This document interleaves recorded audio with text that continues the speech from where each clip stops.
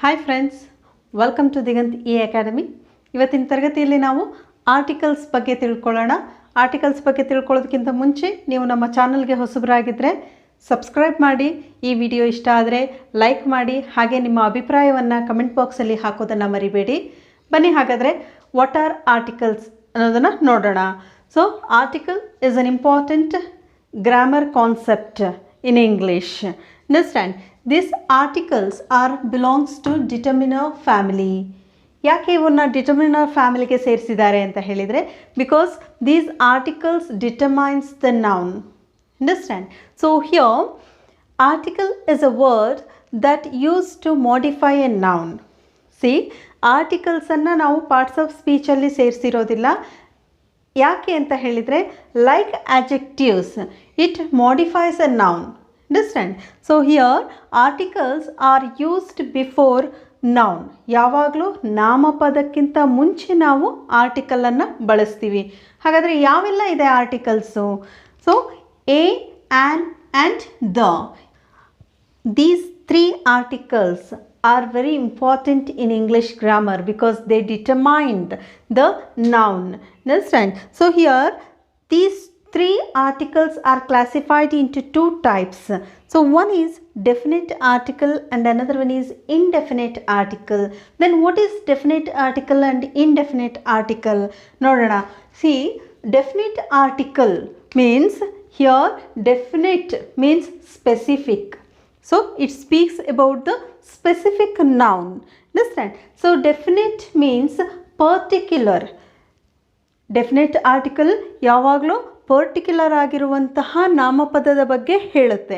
ಹಾಗೆ definite articles always speaks about the non noun. Understand?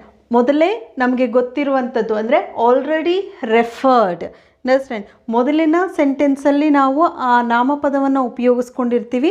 ಆ ನಾಮಪದವನ್ನು ಮತ್ತೆ ನಾವು ಅದರ ಬಗ್ಗೆ ಹೇಳಬೇಕಾದ್ರೆ V are using the word definite article the. Understand? See, here is an example. I eat an apple.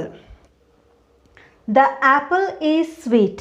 Here I used apple is a noun. Here I used indefinite article. Understand? So when I am speaking about the same apple, so here I used the apple. The apple is sweet. Which apple is sweet? I eat an apple. ಇಲ್ಲಿ ನಾನು ತಿಂದಿರುವಂತಹ ಒಂದು ಹಣ್ಣಿನ ಬಗ್ಗೆ ನಾನು ಮಾತಾಡ್ತಾ ಇದ್ದೀನಿ. ಆ ಹಣ್ಣಿನ ಬಗ್ಗೆ ಮತ್ತೊಮ್ಮೆ ಮಾತಾಡಬೇಕಾದ್ರೆ I use definite article the again here. See, then what is indefinite article? Indefinite ಆರ್ಟಿಕಲಲ್ಲಿ ಈಗ ಯಾವುದು ಬರುತ್ತೆ? A and an. See, indefinite means it is not specific, and indefinite speaks about uncertain things, anything, any noun. Understand? And it speaks about unknown things, and also it is not sure about that particular noun. Understand? So here, and always indefinite stands for alone or one noun. Understand? One noun. Here a and an means one noun. Understand? So with the examples we'll see where we are using a and an and the. Okay, let's see the use of a and an. I already told you that earlier. ನಾನು ಮೊದಲೇ ಹೇಳಿದೆ A and ಆ್ಯನ್ನ ಯಾವಾಗ use ಮಾಡ್ತೀವಿ? ಯಾವಾಗ ಒಂದು ನಾಮಪದ ಇದೆ ಅಂದರೆ ಒಂದು ನೌನ್ ಇದೆ ಅಂದರೆ ಗ್ರಾಮ್ಯಾಟಿಕಲ್ ಲ್ಯಾಂಗ್ವೇಜಲ್ಲಿ ಹೇಳಬೇಕಾದ್ರೆ ಎ ಆ್ಯಂಡ್ ಆ್ಯನ್ನ ನಾವು ಸಿಂಗ್ಯುಲರ್ ನೌನ್ಗಿಂತ ಮುಂಚೆ ಉಪಯೋಗಿಸ್ತೀವಿ. ಅದನ್ನು ನೀವು ನೆನಪಲ್ಲಿಟ್ಕೊಳ್ಳಿ. So here and use of a and an always depends on the pronunciation of words. Understand? Pronunciation of words ತುಂಬ ಇಂಪಾರ್ಟೆಂಟ್ ಇಲ್ಲಿ. ನಾವು ಈಗ ಅದನ್ನು ನೋಡೋಣ. ಎ ಯಾವಾಗಲೂ ನಾವು ಉಚ್ಚಾರ ಮಾಡುವಂಥದ್ದು with the words which begins with the consonant sounds. Sound is important here. The pronunciation is important. The word which begins with the consonant sound, we use a. Understand? For example, a dog, a boy, a girl, a doctor, a teacher, a university. See, here I told you consonant sound, not a consonant word, this consonant letter. See here, U is actually, it is a vowel word, understand? But even though it is a vowel letter, it pronounced as a U.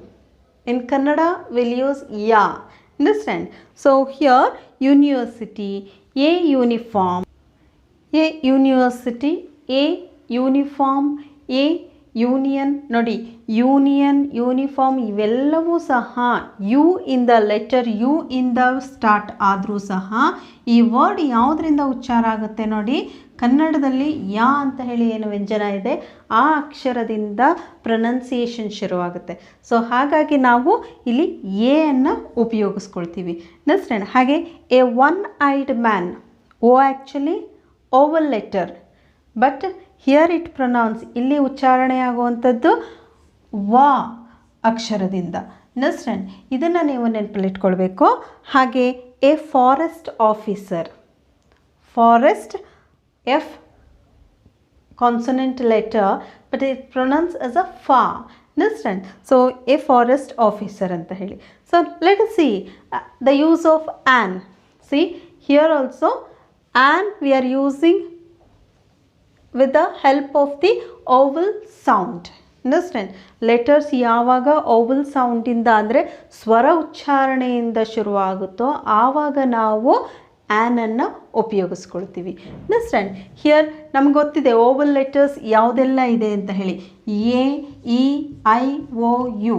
Understand? ಈ 5 vowels ಇದೆ, but ಇವು 5 vowelsಗಳು ಎಲ್ಲವೂ ಎಲ್ಲ ಸಮಯದಲ್ಲೂ ಸಹ ವೋವಲ್ಸ್ ಉಚ್ಚಾರಣೆಯನ್ನು ತೆಗೆದುಕೊಳ್ಳೋದಿಲ್ಲ. ಇದನ್ನು ನೀವು ನೆನಪಿಟ್ಕೊಳ್ಬೇಕು. ಉಪಯೋಗವನ್ನು 3 ಸಂದರ್ಭದಲ್ಲಿ ಉಪಯೋಗಿಸ್ಕೊಳ್ತೀವಿ. ಇದನ್ನು ನೀವು ಸರಿಯಾಗಿ ನೆನಪಿಟ್ಕೊಳ್ಬೇಕು. Because all vowels doesn't take vowel sound. Understand?